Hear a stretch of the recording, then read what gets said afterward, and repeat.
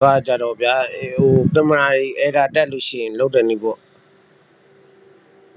ဟိုကလီယာလုပ်လို့လည်းရတယ်ဒီကင်မရာဆိုရင်အဖြူမဲတွေဖြစ်တယ်အဲ့မှာဒီလိုမျိုးပုံစံမျိုးတွေဖြစ်အဖြူမဲဖြစ်တဲ့ဖြစ်တဲ့ဥစ္စာရှိတယ်အဲ့လိုမျိုးတွေရှိတယ်နော်ဟိုပါပေါ့အဲ့အမျိုးကိုကင်မရာဒီလိုမျိုးအဆင်မပြေဘူးဆိုလို့ကင်မရာအဆင်မပြေဘူးဆိုတချို့ကကလီယာလုပ်တယ်တချို့ကကြတော့setting နဲ့ပွားပြီးတော့လုပ်တယ်နော်အဲ့တော့ဘာလား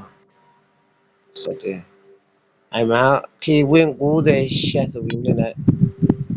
ပြီးရနဲ့အောက်ကလေးဒီအောက်နာဥစ္စာလေး CORRED ဆိုဥစ္စာလေးနှိပ်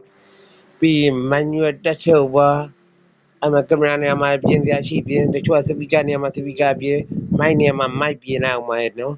အလင်းနေရာမှာလင်းပြင်လိုက်အောင်ကာလာနေရာမှာကာလာပြင်လိုက်အောင်ဘောလုံးကီးနေရာမှာကီးပြင်လိုက်အောင်